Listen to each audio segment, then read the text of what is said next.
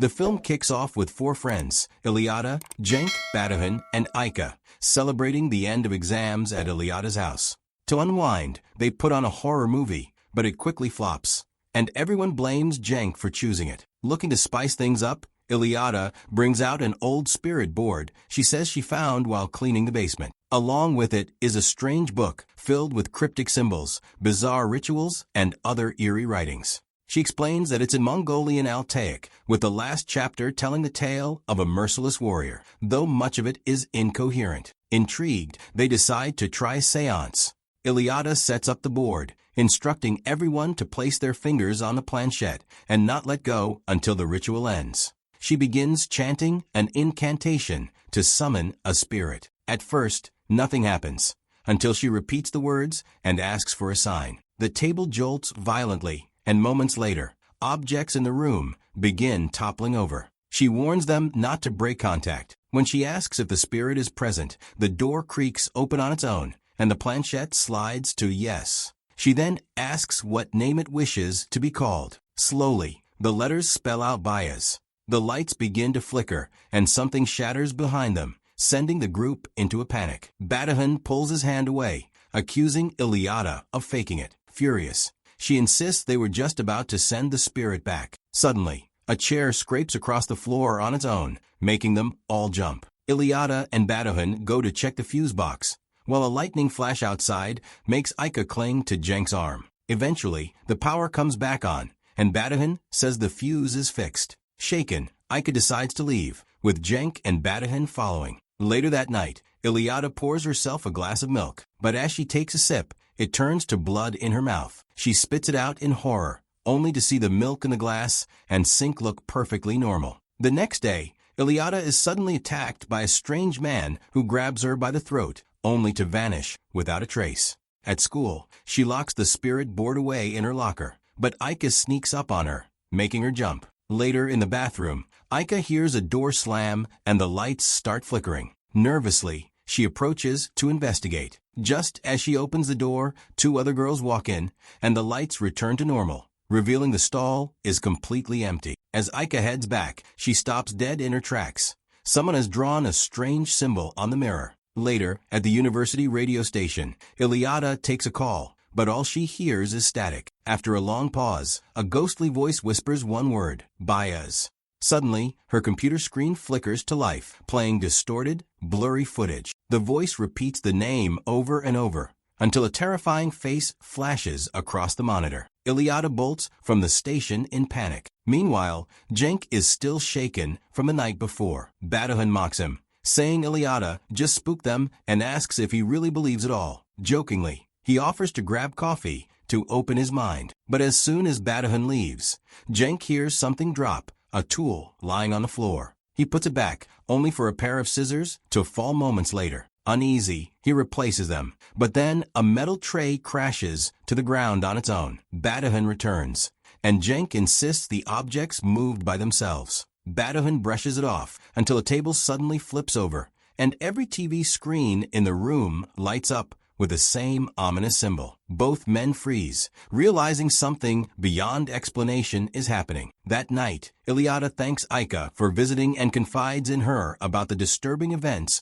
during her broadcast. Aika dismisses it as exam stress, and even the strange bathroom incident, she says, was just overactive imagination. Iliada admits she can't explain what happened, but Aika insists it's nothing more than sleep deprivation. When Iliada heads to bed, Aika stays up to work. But when she returns from her bag, she's stunned to find a strange symbol drawn in her notebook. She flips through the pages, and the lights begin to flicker. Moments later, they return to normal, and the symbol has vanished. Shaken, Aika goes to the bathroom to compose herself, only to see, in the mirror's reflection, a shadowy figure silently walking out. She turns, and the bathroom door creaks shut by itself. Her heart races as she pushes it open, only to find Iliada standing there, holding towels for a shower. Elsewhere, Batuhan is alone in the lab when the lights flicker again. In an instant, he's strapped to a table, a dark entity looming over him. It reaches down and starts pulling out his teeth, until Cenk shakes him awake. Gasping, Batuhan insists they're in serious trouble. When Cenk asks what he saw, Batuhan reaches into his mouth and pulls out a broken tooth. Meanwhile, Ilyada sleeps at home.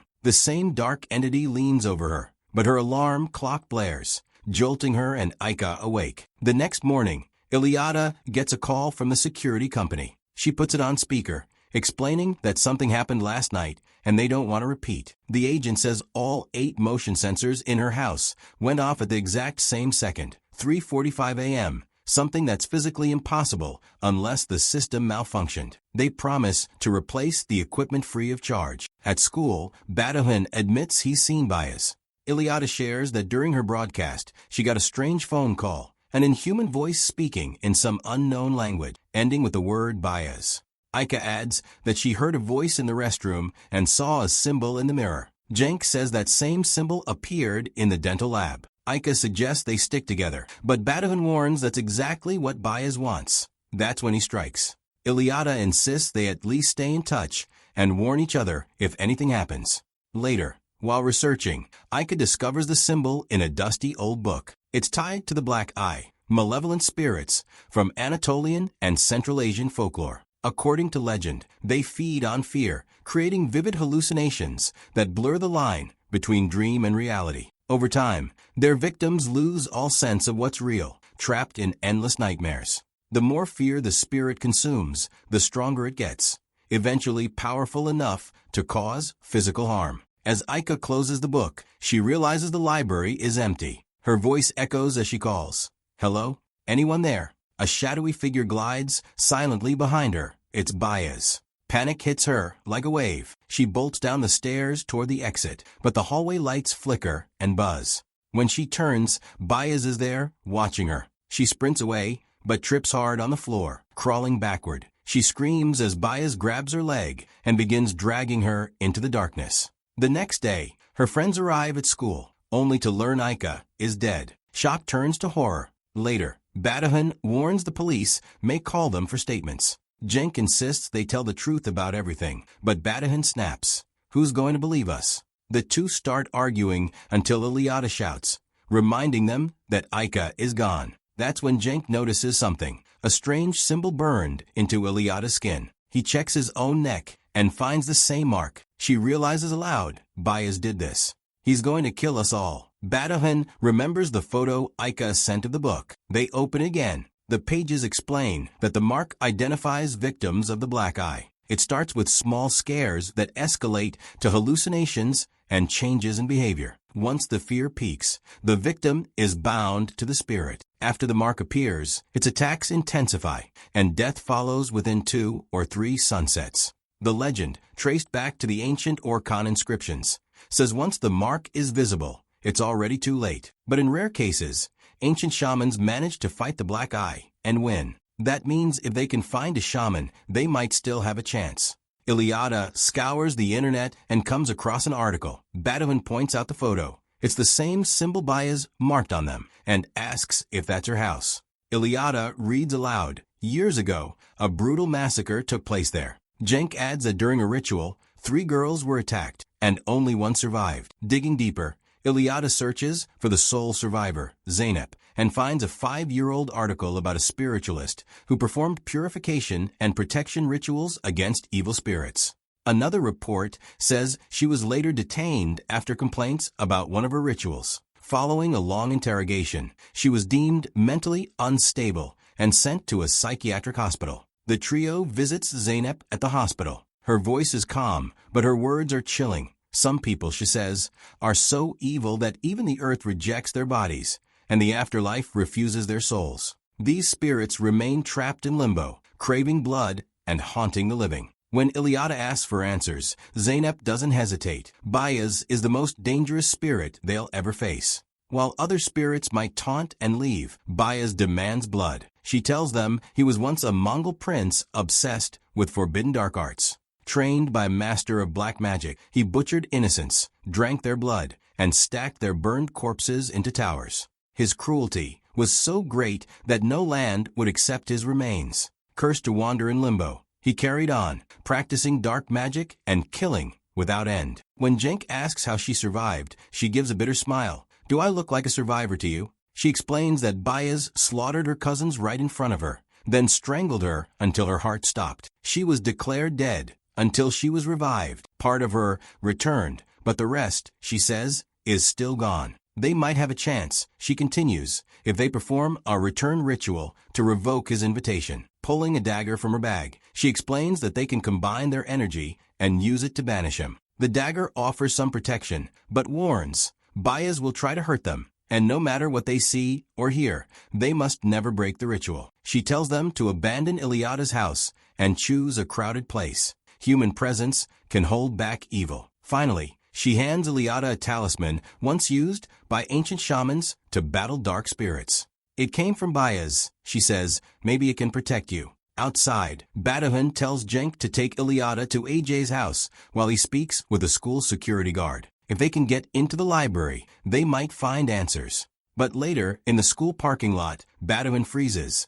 Ika is standing there. Disbelieving, he runs to her, calling her name, wrapping her in an embrace, asking how she's alive. Then bang, a car slams into him. Meanwhile, Cenk keeps trying to call Badahan, but there's no answer. He tells Iyenin the school security guard warned they have to leave within the hour. Then his phone rings, an unknown number. When he answers, the voice on the other end delivers devastating news. Badahan is dead. Shaken but determined, they set up the spirit board. Iyenin's voice is firm, "We're withdrawing our invitation." Almost immediately, the lights start to flicker, and books tumble from the shelves one by one. Cenk grows more terrified with each second, but Iyenin locks eyes with him, warning, "Don't pull your hand away." She commands Biaz to return to the Dark Realm. Suddenly, Badahan appears, sneering, "You always made fun of me, so you're a monster too." Moments later, Ika materializes, accusing Cenk of only caring about himself. Iyenin pushes through, insisting,